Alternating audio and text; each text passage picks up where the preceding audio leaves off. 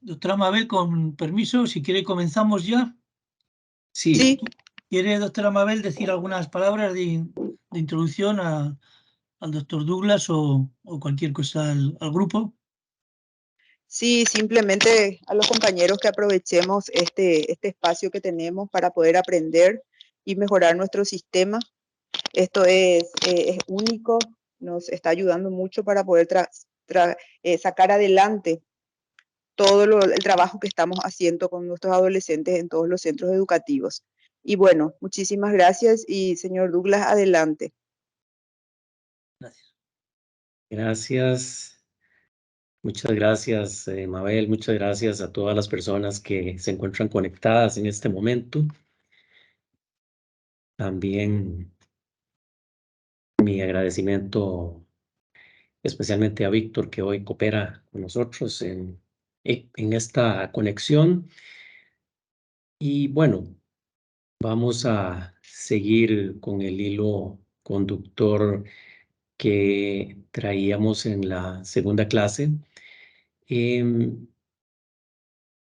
tal y como conversábamos hace una semana, la perspectiva que la comunidad internacional ha adoptado normalmente en lo que concierne a personas menores de edad después del año 1989 es la que establece el enfoque de derechos que se deriva de la Convención sobre los Derechos del Niño, tanto en lo que tiene que ver con el impulso a un sistema de protección como en lo relativo a la respuesta respecto de niños, niñas y adolescentes en conflicto con la norma penal.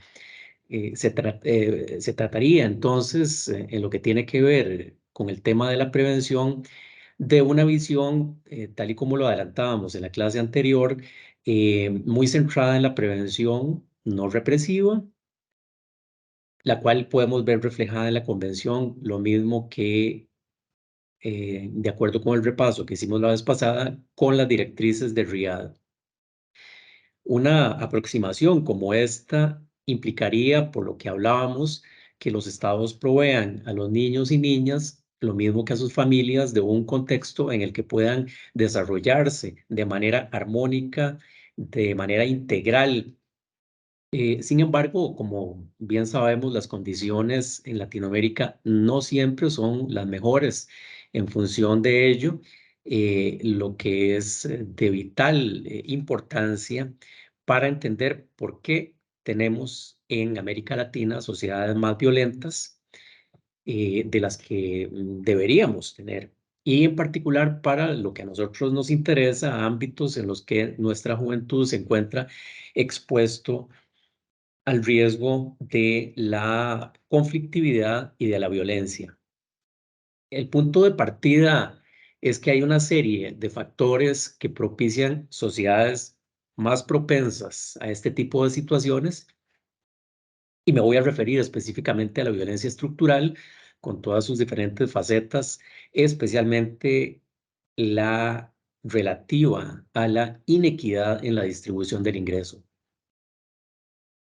América Latina se ve aquejada por problemas que se constituyen en obstáculos para un adecuado funcionamiento de la familia como ámbito fundamental de desarrollo de los niños y de las niñas, y igualmente para las oportunidades que estos tengan para crecer de forma que no ingresen en los ciclos de violencia que tienen su caldo de cultivo en esos contextos. En general, en Latinoamérica se conjugan varios de esos factores, puesto que ya sabemos que hay mucha pobreza, a la vez que, como veremos, somos la segunda región del mundo con mayor desigualdad. En el caso concreto de Paraguay, los niveles de pobreza, aunque hay que reconocerlo y celebrarlo, han disminuido en la última década, siguen siendo muy importantes. Dado que, por ejemplo, según el anuario estadístico de CEPAL del año 2022, un 20,9% de la población paraguaya se encuentra en situación de pobreza, es decir, que una quinta parte de la población total se encuentra en esa situación y tenemos que un 6% de la población paraguaya se encuentra en situación de extrema pobreza. Esos datos son del año 2021. Lamentablemente deben ser ahora en el año 2023 mucho más preocupantes, ya que, como bien sabemos todos, la situación que se dio con la pandemia vino a agravar todos los indicadores socioeconómicos. ¿Por qué? Bueno, porque tuvimos una situación de confinamiento, tuvimos una situación de eliminación de puestos de trabajo como consecuencia de ese confinamiento. Tuvimos cuarentenas, es decir, todas las medidas que se tomaron para la reducción de la transmisión del COVID-19 y que en general iban a afectar a la economía y en particular al empleo, que como ya decía, se ha visto muy golpeado en este periodo. Evidentemente, en relación con uno de los temas sobre el cual hablábamos durante nuestra conversación pasada, las familias cuyos miembros están dentro de estas estadísticas se ven, como lo decía en aquella ocasión, fragilizadas y por tanto debilitadas en sus posibilidades de brindar un espacio propicio para niños y niñas. Sin embargo, lo más relevante para nuestro tema es la información desagregada por grupos etarios y de ese ejercicio lo que resulta, según un informe de UNICEF para el año 2021, que en el Paraguay un 36% de los niños y niñas se encontraban en situación de pobreza y un 6,6% en situación de pobreza extrema. Y bueno, volvemos a mencionarlo, estos datos son de 2021, es decir, de un momento en el que más o menos comenzaba la pandemia, de forma que estas cifras deben haber crecido luego de que la pandemia tuvo dimensiones mucho más graves, mucho más drásticas y como ya lo mencionaba, son consecuencias que se han multiplicado con el paso del tiempo y hasta este momento en términos de reducción de acceso a servicios, en términos de reducción de empleo que golpea directamente también a las familias donde viven estos niños y niñas. Otro factor y sin duda el más importante en nuestro tema que tiene que ver con la violencia estructural es el de la desigualdad. Insisto, ese es el tema más importante. Como lo adelantaba hace un rato, Latinoamérica es, y así lo documenta el último informe de desarrollo humano del Programa de Naciones Unidas para el Desarrollo, que vamos a estar compartiendo con ustedes pronto, es Latinoamérica es la segunda región más desigual en cuanto a distribución del ingreso de todo el mundo. Y ese dato se refleja en los índices de Gini sobre la distribución del consumo per cápita en los hogares que vamos a poder ver en la primera imagen que vamos a compartir con ustedes. Daniela, si me haces el favor. Ahí está, me avisas si se ve bien. Víctor, ¿se ve bien la imagen? Perfecto. Bueno, gracias. Perdón, perfecto. Sí. Gracias. Ahora el asunto es que tenemos dos Víctors o dos Sí. Víctores conectados. Bueno, gracias, Víctor. Como ustedes pueden ver en esta imagen que estamos proyectando, lo que se documenta en ese gráfico es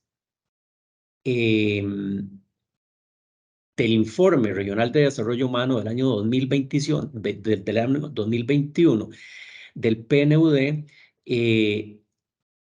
los índices de Gini sobre la distribución del consumo per cápita de los hogares por regiones alrededor de 2017, veamos una vez más antes de pandemia, y tenemos en las columnas de la izquierda, en color negro, lo que corresponde a el índice de Gini del África subsahariana, con insisto, con países que ocupan ese primer lugar a nivel mundial en cuanto a desigualdad en el ingreso per cápita. E inmediatamente después de esa área geográfica del África subsahariana se encuentran el Caribe y América Latina. El Caribe ahí con color celeste, las barras de color celeste, y América Latina con las barras como azulitas que ven ahí, que son segundo y tercero. Bueno, y después ahí podemos seguir viendo Europa Oriental, sigue después Asia Meridional, Oriente Medio y África del Norte, y en último lugar, que es el mejor lugar en este caso del índice de Gini, pues Europa, ¿no? Lo que deducimos de este gráfico que estamos acá mostrando es precisamente que lamentablemente América Latina y el Caribe son casi las regiones más desiguales de todo el planeta, superadas únicamente por el África subsahariana, como se ve en las columnas de la izquierda, y que es, según la investigación empírica al respecto, pues uno de los indicadores más importantes sobre el crecimiento de la criminalidad. Lo que se ha indicado, y ahora lo vamos a ir viendo a partir de estos datos del Programa de Naciones Unidas para el Desarrollo, es lo mismo que con el análisis de la Oficina de Naciones Unidas contra la Droga y el Delito sobre tasa de homicidio, una correlación muy fuerte entre altos índices de desigualdad y altas tasas de homicidio. En cuanto a Latinoamérica, si bien habíamos venido viendo una muy ligera reducción de la inequidad en el curso del presente siglo, esta inequidad seguía siendo muy alta, y eso se refleja en el gráfico que estamos viendo, a lo cual hay que sumar además como agravante que ese leve decrecimiento al cual le acabo de hacer referencia de la última década se estancó durante precisamente los últimos años, que fue un estancamiento que fue todavía más pronunciado en el cono sur ampliado, como podemos ver en el siguiente cuadro. Daniela, si me haces el favor y me avisas. Listo, ahí está. Víctor y Víctor, ¿se ve bien la imagen? ¿Cómo no? Gracias. Bueno, en este cuadro lo que vemos es cómo se venía dando esa reducción de la inequidad en el cono sur ampliado. Este es un cuadro que hemos tomado del Informe Regional de Desarrollo Humano del Programa de Naciones Unidas para el Desarrollo del año 2021 de Gasparini y Cruces. Podemos ver ahí, por ejemplo, de 1, 2, 3, 4 columnas, y vemos cómo se venía dando en la mayoría de los países del cono sur ampliado una reducción de la inequidad en la distribución del ingreso. Por ejemplo, vemos ahí en 1992 a 2002 un decrecimiento en el caso del Paraguay, decrecimiento que siguió en el periodo 2012-2018, puesto que 2002 a 2012 más bien hubo un estancamiento. Y de 1992 a 2018, en el caso de Paraguay, tampoco hubo un decrecimiento en este índice de desigualdad. Perdón, en la última columna, la de la derecha, de 1992 a 2018, que es todo este periodo que mostramos ahí, vemos cómo el Paraguay más bien tuvo un estancamiento, una reducción en la disminución de ese índice de desigualdad.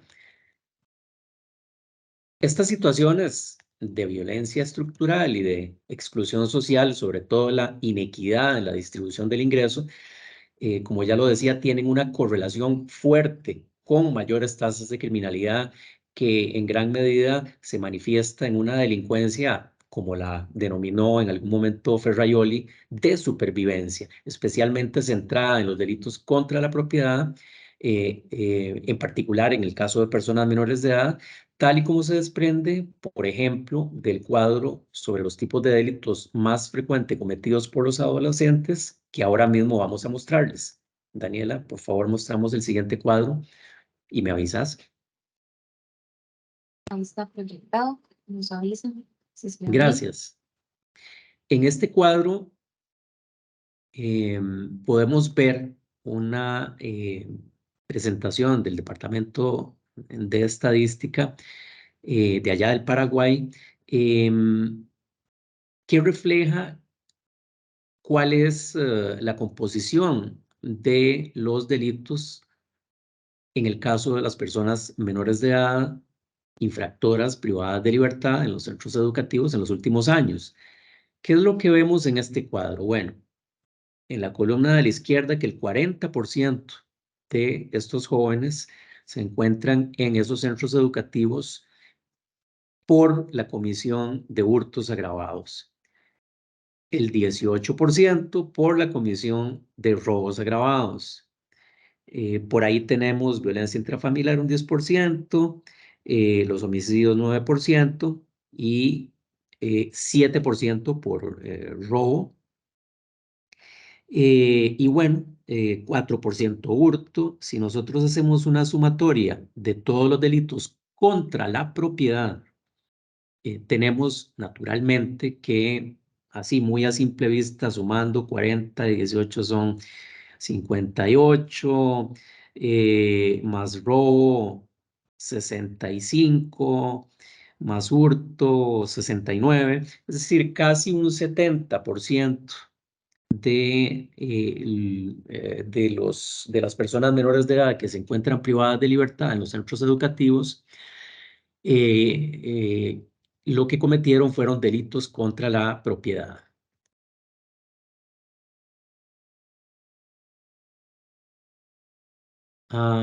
Insisto, como vimos, se trata en una inmensa mayoría de esos delitos que Ferraioli denomina delitos de subsistencia, lo que tendría, claro, una relación muy plausible con aquella situación de exclusión social que sufren nuestros niños y niñas en Latinoamérica y en particular en relación con los datos que acá les hemos mostrado en el Paraguay. Tengo que ser muy enfático en que no se trata en absoluto de ningún tipo de determinismo que pudiéramos arraigar en visiones positivistas como las de principios del siglo pasado en criminología, sino que simplemente de lo que se trata es de que se ha encontrado una relación causal fuerte, una relación estadística, perdón, una relación estadística fuerte entre crecimiento en la inequidad y crecimiento en las tasas de homicidio. El homicidio, como lo sabemos, es el tipo de indicador mediante el cual se mide la criminalidad en general, ¿verdad? ¿Por qué? Bueno, porque es la más certera y por eso, insisto, sirve para medir en general la criminalidad. En cuanto a este tema de la exclusión social a la que están sometidas gran parte de nuestros jóvenes, se ha demostrado que la mayoría de los niños y niñas que se encuentran privados de libertad tienen niveles de escolaridad muy bajos. Por ejemplo, el estudio mundial sobre los niños privados de libertad que fuera transmitido a la Asamblea General de Naciones Unidas por el secretario general en el año 2019 menciona que los estudios sobre el tema muestran que los jóvenes que no se gradúan de la escuela secundaria son más de 3 veces más propensos a entrar en contacto con el sistema penal. Este dato que acabo de mencionar es muy importante. Si partimos una vez más de los datos de UNICEF, según los cuales un 60% de los niños no terminaban en 2018 sus estudios secundarios en Paraguay. Sobre este punto concreto, importantísimo en tema de personas menores de edad, el último estudio mundial sobre el homicidio de la Oficina de Naciones Unidas contra la Droga y el Delito, que es un informe del año 2019, hace énfasis en que la educación parece ser un factor clave en lo que concierne a la tasa de homicidio en todas las regiones e informa que hay casos concretos que han demostrado una correlación en países donde se han puesto en marcha políticas agresivas de educación entre la mejoría en ese campo y la reducción de las tasas de homicidio, lo que sugiere que tales políticas pueden desempeñar un papel más importante para reducir la violencia interpersonal que cualquier política de naturaleza punitiva. Daniela, si quieres podemos ya cerrar la presentación PowerPoint. Y me avisas. Listo, gracias. Gracias, Daniela. Bueno, aquí lo importante es hacer énfasis en que esas políticas son mejores, estas políticas que ponen énfasis en la educación, tal como lo señala la Oficina de Naciones Unidas contra la Droga y el Delito, si se trata de políticas educativas de largo plazo.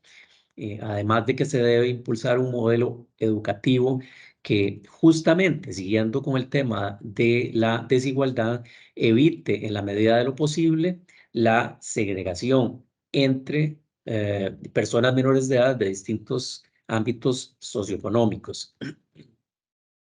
Parto para tocar este tema del enfoque que podemos ver en el Informe Regional de Desarrollo Humano de 2021, que como les decía, vamos a compartir con ustedes en las próximas horas, según el cual la desigualdad, igual que la pobreza, es multidimensional y una de sus manifestaciones principales en la región es la inequidad en cuanto a las oportunidades de educación que tienen nuestros niños y niñas.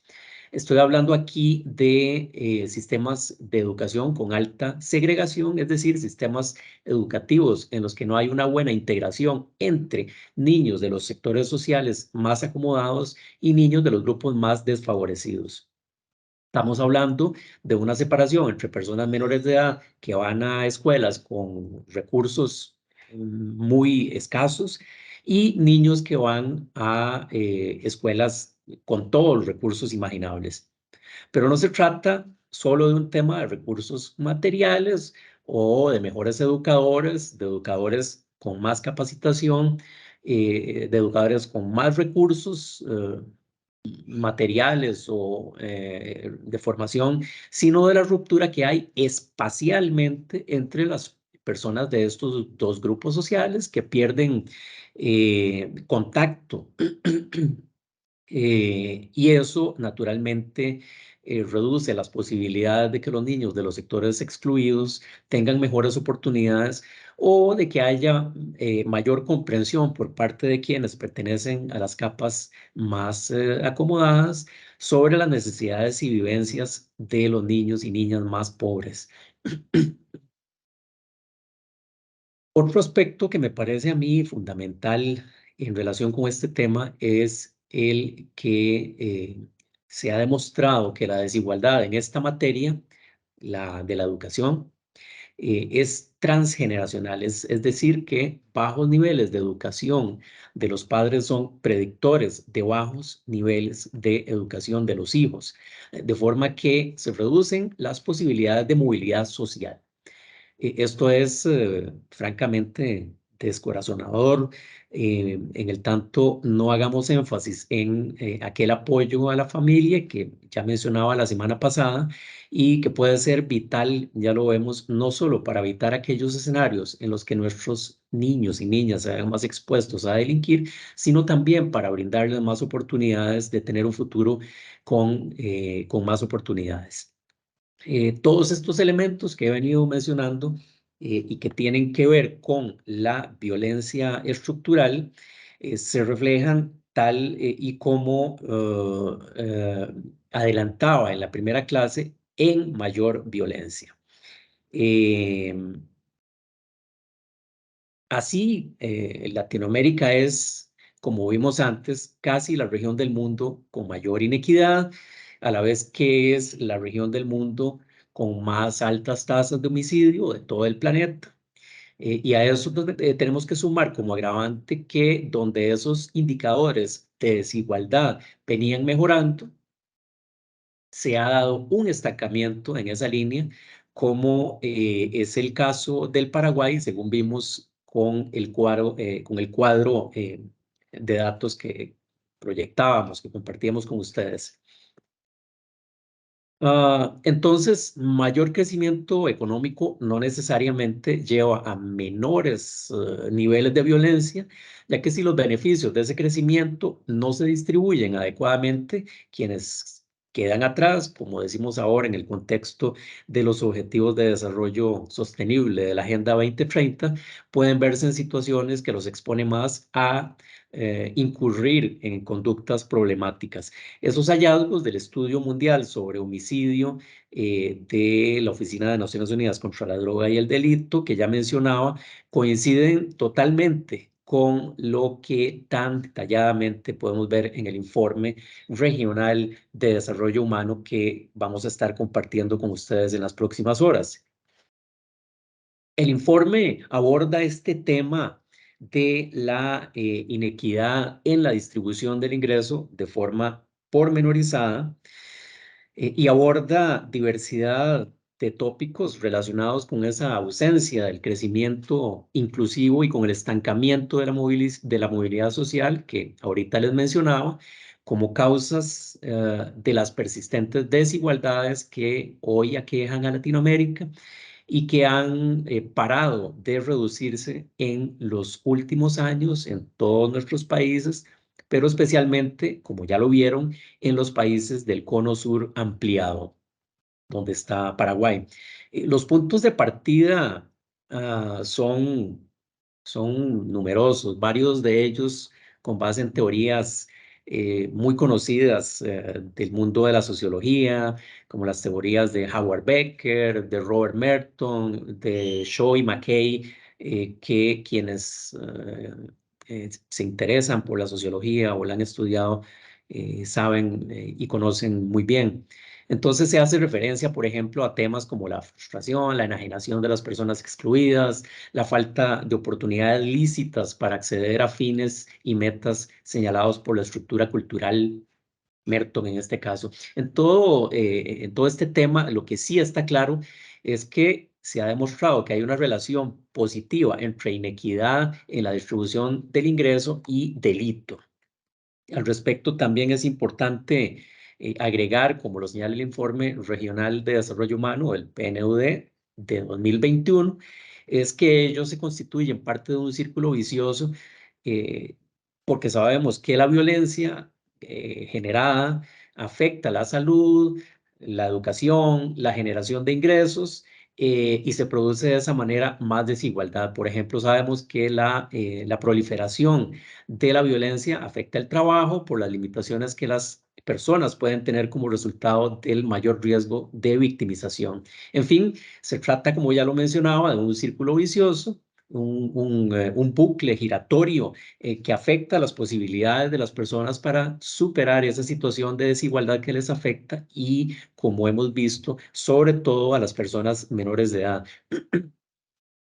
Este panorama creo que deja claro cuál es el contexto de la región en cuanto a la situación de nuestros niños, niñas y adolescentes. Es decir, una situación en la que la violencia estructural y especialmente la gran desigualdad que impera dificultan tener un entorno como aquel que hablábamos en la primera clase, que de acuerdo a la convención y a las directrices del RIAD debería ser propicio para que quienes pertenecen a esta franja etaria no se vean envueltos en conductas problemáticas, en conductas ilícitas. Partiendo de esa realidad, tenemos países donde las personas jóvenes se ven expuestas, sobre todo por la falta de acceso a oportunidades y por la exclusión social que enfrentan a entrar en conflicto con la norma penal. Por otro lado, conocemos bien la tendencia en nuestros países, y creo que lo mencioné también la semana anterior, a demonizar a la juventud como un grupo etario problemático, y esto también resulta de vez en cuando en mayores reclamos por un uso más extendido del derecho penal respecto de niños y niñas, cuando vemos que lo que hay que hacer, de acuerdo con todo esto que hemos venido hablando desde la semana pasada, es incidir por medio de políticas de Estado para hacer mejoras en temas sociales. Al respecto, la última observación del Comité de los Derechos del Niño, que es del año 2019, recalca desde un inicio la relevancia de la prevención y menciona que la investigación ha demostrado que la intervención intensiva basada en la familia y la comunidad, diseñada para generar cambios positivos en temas tales como el hogar, la escuela, la comunidad, reducen el riesgo de que las personas menores de edad entren en contacto con el sistema penal. La forma de hacerlo, según el comité, es dar apoyo a las familias en situación de vulnerabilidad y a los niños, por ejemplo, que dejan asistir a la escuela o que no completan su educación, que es el caso que ya mencionábamos con estadísticas hace un rato de los niños en el Paraguay, donde creo que era un 60, o no lo recuerdo ahora, el dato que acabamos de mostrar. Tal vez Daniela se fija en la presentación y nos dice, no me acuerdo si un 60 o 70% de las personas menores de edad que están privadas de libertad en el Paraguay son personas que no han terminado la educación secundaria. Y el comité señala que existe una correlación entre la inversión realizada en la atención y la educación de los niños en la primera infancia y tasas más bajas de delincuencia y de violencia en el futuro. Vean ustedes qué importante este hallazgo que señala el Comité de los Derechos del Niño. Paradójicamente, en muchos países se está insistiendo y se ha insistido en gastar mucho presupuesto en respuestas de naturaleza mayormente represiva. Lo que la investigación empírica ha demostrado es no solamente menos útil para reducir la violencia, sino que también mucho más caro. Esta observación la hago precisamente porque cuando se habla de política social como una forma de evitar conductas problemáticas en general y sobre todo en niños, niñas y adolescentes, lo primero que pueden pensar muchos es que se trata de algo caro. Todo lo contrario. El tema lo abordo aquí en este momento en razón de que toca constantemente estar afrontando a los grupos más propensos a proponer la solución represiva para todo, y también porque uno de los autores que nosotros más recomendamos para estos temas, el doctor Irving Waller, profesor en la Universidad de Ottawa y que fuera experto del sistema de Naciones Unidas durante muchos años, hace énfasis en ello para desmitificar esa idea e impulsar cambios mayores en materia de política criminal y de prevención, tratando de convencer a los tomadores de decisiones para que den ese viraje necesario a la vez que se hace una propuesta concreta en materia de prevención de la violencia de las personas jóvenes. Uno de los artículos que vamos a compartir con ustedes también próximamente, de el doctor Irving Waller, que es un autor del cual ILANUD ha hecho ya varias publicaciones, una muy reciente del año 2021, si no me equivoco. Este autor, en general, siempre en su discurso comienza por hacer una referencia al caso particular de los Estados Unidos. Waller es canadiense, se refiere mucho a Norteamérica, pero ya vamos a ver que no solo a Norteamérica, sino también a Latinoamérica. Y en este caso de los Estados Unidos, Irving hace referencia a los abrumadores gastos en el sistema penal de los Estados Unidos, lo que les ha llevado a ser el país con la tasa de encarcelamiento más alta de todo el planeta, sin que se demostrara que esos gastos elevadísimos tuvieran un resultado satisfactorio. Tenemos que recordar que los Estados Unidos son el país con la tasa de homicidio más alta de todos los países industrializados, que es también el país con la tasa de encarcelamiento más alta de todo el planeta, yo lo mencionaba, y que, bueno, es una población, la privada de libertad en los Estados Unidos, especialmente conformada por personas hispanas, como lo llaman ellos en Estados Unidos, o sea, de origen latino o afroestadounidenses. En estos libros publicados por ILANUD, el doctor Waller expone propuestas de prevención concretas con referencia no solo a países como el Reino Unido, como el Canadá, como los Estados Unidos, sino también, como ya lo adelantaba, que también abarca el caso de Latinoamérica.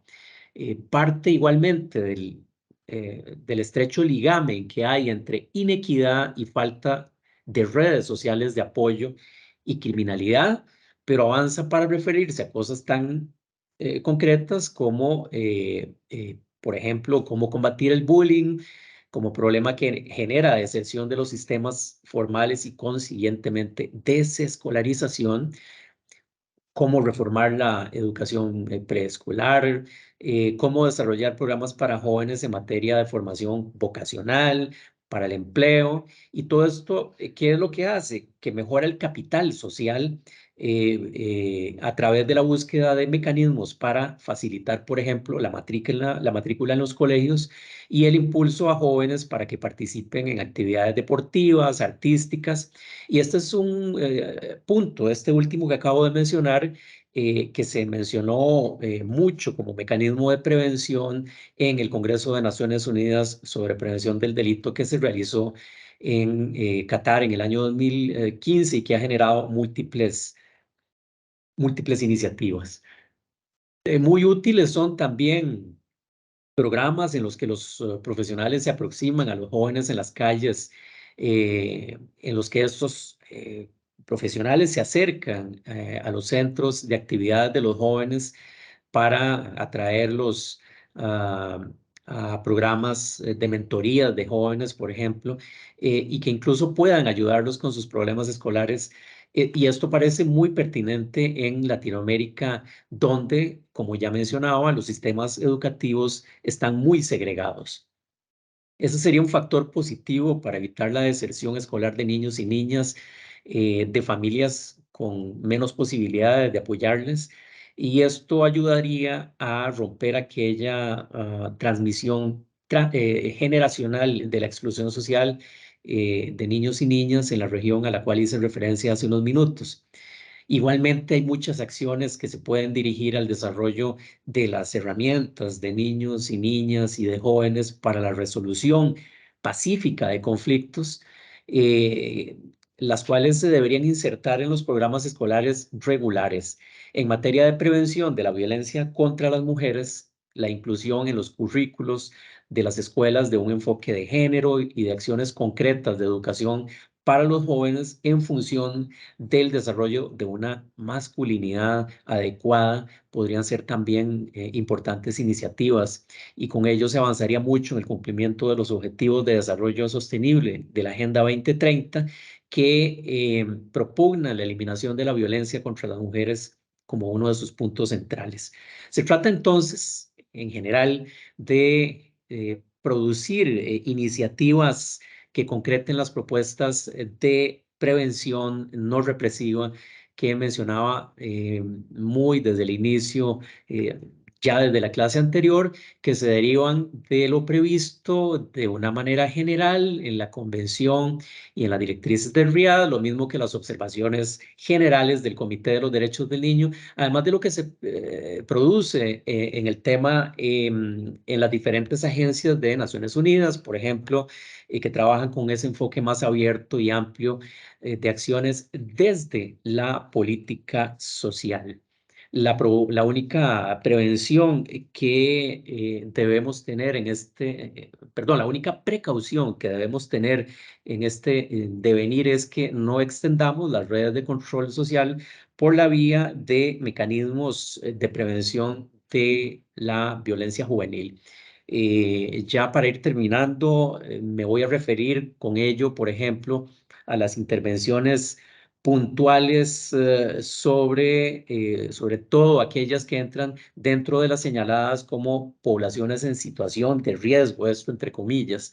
De lo que se trata es de que las intervenciones no estigmaticen a los jóvenes por las desventajas que precisamente la misma violencia estructural ha generado, de forma que los programas tengan un enfoque sobre todo de política social, de forma que los programas de esa manera no impliquen una visión de los jóvenes como, entre comillas, nuevamente, predelincuentes, respecto de los cuales es necesario hacer algo.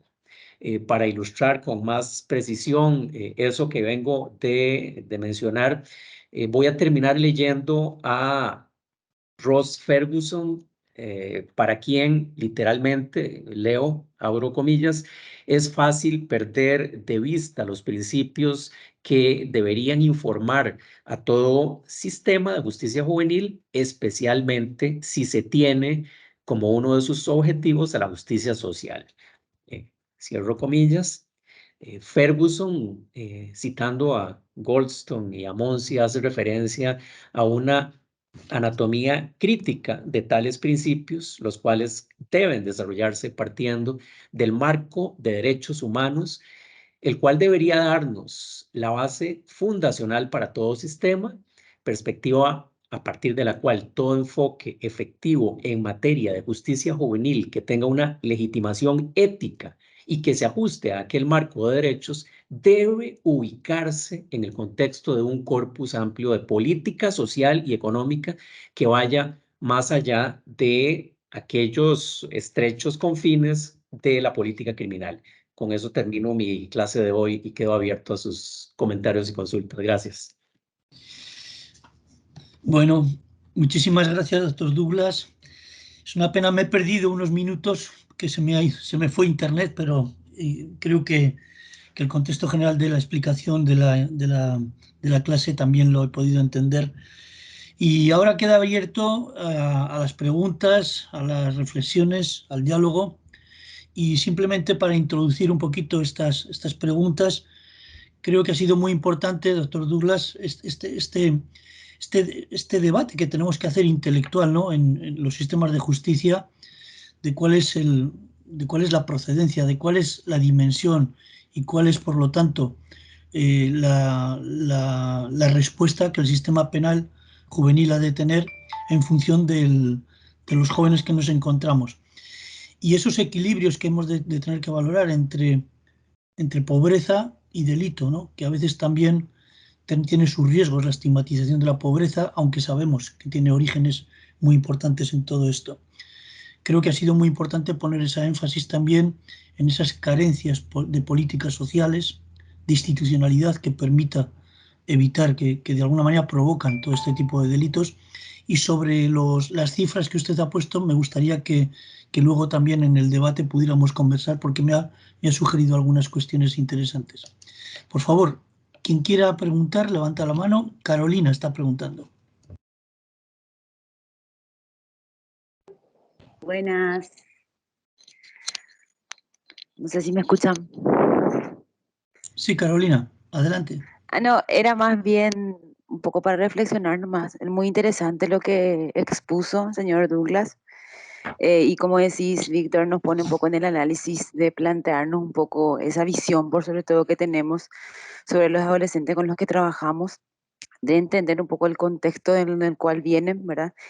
Y también la respuesta, ¿verdad? La respuesta que damos nosotros en la atención, en el servicio, y el rol también de cada funcionario dentro del sistema, ¿verdad? Apoyando siempre un poco para qué estamos ahí, ¿verdad? Y me gustó mucho ese tema de tener, ¿cómo decir? Que no haya una respuesta represiva, y más bien que sea con un enfoque educativo, ¿verdad? Que sea siempre con un enfoque educativo y que también esa fina línea de no criminalizar la pobreza, de no caer en ese estigma, ¿verdad? De que si bien explica muchas cosas a veces, la situación de pobreza o el origen de la familia y su comunidad, el contexto, el entorno de violencia, explica, pero no caer en esa criminalización de la pobreza, ¿verdad? Porque eh, la otra vez hablábamos justamente con la licenciada Elida, ¿verdad? Y ella me había dicho algo que me gustó bastante y se me quedó, que decía que ahora hay que hablar de comunidades con derechos vulnerados, no sobre comunidades en riesgo, sino de comunidades con derechos vulnerados, porque es realmente así. Estos chicos son personas que vienen con derechos muy vulnerados. Y ahí explica un poco también a veces la conducta, y ahí tenemos que también nosotros saber entender esa conducta para poder dar la mejor respuesta de la atención también. Y nada más que eso. Y muchas gracias por su exposición, señor Douglas. Muy interesante, la verdad. Muchas gracias, muchas gracias. Sí, a ese respecto, qué dicha que lo recalcas, porque sí, definitivamente ese paradigma de los niños y niñas en situación de riesgo, y por eso lo decía yo entre comillas, ¿verdad? Muchas veces ha generado enfoques que más bien vienen a estigmatizar a las personas que se han visto vulneradas por esa situación de violencia estructural que mencionaba, de forma que siempre hay que tener mucho cuidado con ese tipo de propuestas, ¿verdad? Que no las desautorice totalmente, ¿verdad? Sino nada más. Ahí lo que mi propósito era ese que vos recalcabas ahora, el de ponernos en guardia, ¿verdad? Con cuidado de no, a través de estas políticas de, entre comillas, situación de riesgo, de no estigmatizar a las poblaciones jóvenes. Gracias. Sí, Elida, por favor. Buenas tardes para todos y todas. Como siempre, excelente, señor Douglas, realmente muy claro, muy explicativo. Yo quisiera hacerle una pregunta, y un poco para que pueda ampliar un poco más esto de no extender las redes de control social con las políticas de prevención. O sea, me gustaría un poco que desarrolle un poco más la idea. Nosotros tenemos un departamento de prevención, juntamente trabajamos en comunidades, entonces sería interesante poder entender un poco este concepto. Cuando en criminología se habla de la extensión de las redes de control social, de lo que se habla sobre todo es de aquellas situaciones en las que se hace una intervención cuando no era necesario o cuando se hace una intervención que va mucho más allá de lo necesario, ¿verdad? Por ejemplo, cuando se empezaron a utilizar las denominadas sanciones alternativas o medidas alternativas, se empezó a investigar y a concluir respecto de estas que a veces se aplicaban sanciones alternativas en casos en los que normalmente antes de que estas existieran no se hubiera aplicado ninguna medida. ¿Por qué? Porque se las consideraba más suaves, menos invasivas que una privación de libertad, perdón, menos graves que una privación de libertad. Entonces, por ese lado, el juez o quien interviniere consideraba menos grave esa intervención y por tanto la aplicaba, insisto, en una situación en la que quizá antes no se hubiera aplicado ninguna sanción, sino una mera amonestación, por ejemplo. Ese es un buen ejemplo de esto que estoy hablando ahora. En intervención de política social, la circunstancia a la que se refiere Ferguson, por ejemplo, el autor que mencioné, tiene que ver con intervenciones incluso antes de que se den conductas ilícitas en casos de personas menores de edad que en algún momento en contexto escolar tienen algunas situaciones problemáticas, pero que ni siquiera son delito. En algunos casos, la intervención ha sido tan extensa respecto de estas personas que, por ejemplo, se han hecho hasta casi registros de personas en niveles escolares que presentan ciertas características que motivan una intervención muy fuerte respecto a estas personas, que hay ahí ya un inicio de estigmatización cuando ustedes ya introducen un registro a un niño o niña casi que como, y entre comillas, y lo recalco entre comillas, casi que como predelincuentes, ¿verdad? Cuando lo que se debería pensar es a las intervenciones de política social como intervenciones que vienen a potenciar el deber, la obligación de los estados, por ejemplo, de brindar más herramientas a las escuelas, más herramientas a los profesores, a los maestros de estos centros de educación, que a veces son los centros más excluidos, como dije ahora, los centros que padecen más problemas de desigualdad respecto de las zonas urbanas, por ejemplo, etcétera, ¿verdad?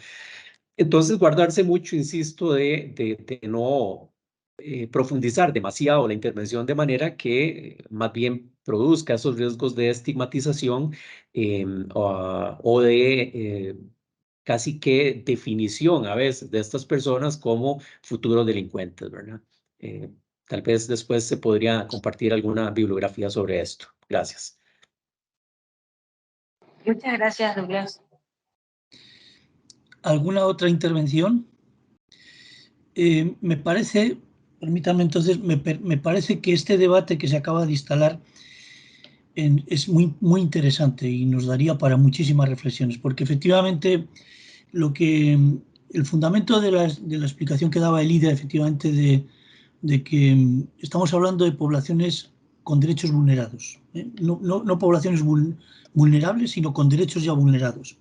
Y por otro lado, los excesos que a veces incluso en nombre de la justicia restaurativa estamos cometiendo, en el sentido de que hay programas que yo conozco también que, como dices, son totalmente invasivos y que en cuestiones de pequeños conflictos que nunca jamás han ameritado ningún tipo de intervención más allá de una amonestación por un educador, por un padre o lo que sea, se intervienen de forma en la que además incluso se hacen participar hasta actores judiciales, etcétera, etcétera, lo cual es una locura, ¿no? Yo creo que sería interesante.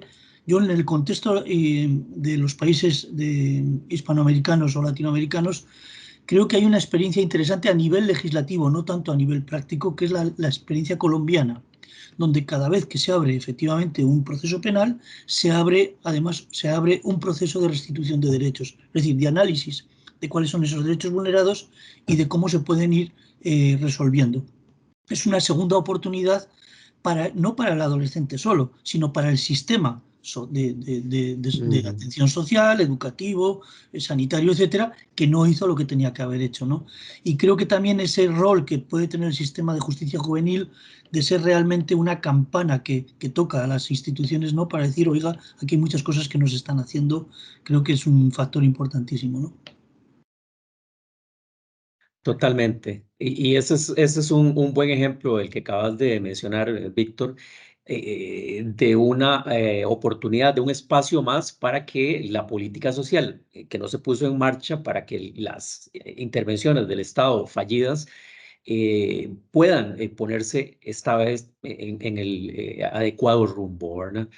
Yo creo que es un muy buen ejemplo. Sí. Douglas, pero una pequeña reflexión muy rápida también en cuanto a lo que hablábamos.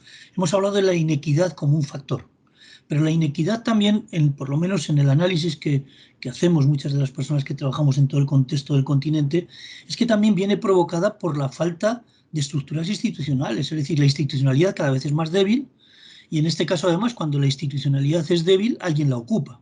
Cuando no existe, alguien la ocupa. En muchos casos se está ocupando por parte de la criminalidad organizada. Claro. Y en esa criminalidad organizada los principales víctimas a captar son los niños y adolescentes. Y yo creo que ese sería un elemento también de reflexión importante en los elementos del porqué, ¿no? Totalmente. Quiero subrayar, recalcar uno de los aspectos que acabas de mencionar, el de la inequidad, porque hemos hablado de violencia estructural en mi presentación en general, ¿verdad? Dentro de la violencia estructural encontramos la inequidad, encontramos la pobreza, la desestructuración espacial que mencionaba, por ejemplo, ¿verdad? En espacios excluidos y espacios con numerosos recursos, ¿verdad? Y es sobre todo el de la inequidad, ¿verdad? Y eso quiero dejarlo claro acá. Menos la pobreza, pero sí, la inequidad como el factor, ¿verdad? Que se ha investigado como el factor determinante en generación de conductas problemáticas, en generación de sociedades más violentas, ¿verdad? Y el segundo factor, totalmente de acuerdo, ya hemos abordado eso en otros foros, ¿verdad? Que esa desinversión del Estado, ese proceso en el que el Estado se ha desembarazado de su obligación de cumplir con políticas sociales y de cumplir con los acuerdos convencionales, por ejemplo, los que se derivan de la Convención sobre los Derechos del Niño, son situaciones en las que definitivamente el crimen organizado viene a ocupar esos espacios, incluso cumpliendo todas esas funciones. Ya sabemos, por supuesto, cuáles son las consecuencias nocivas, terribles de todo ello, ¿verdad? Y queda en efecto para hablar muchísimo más de ello.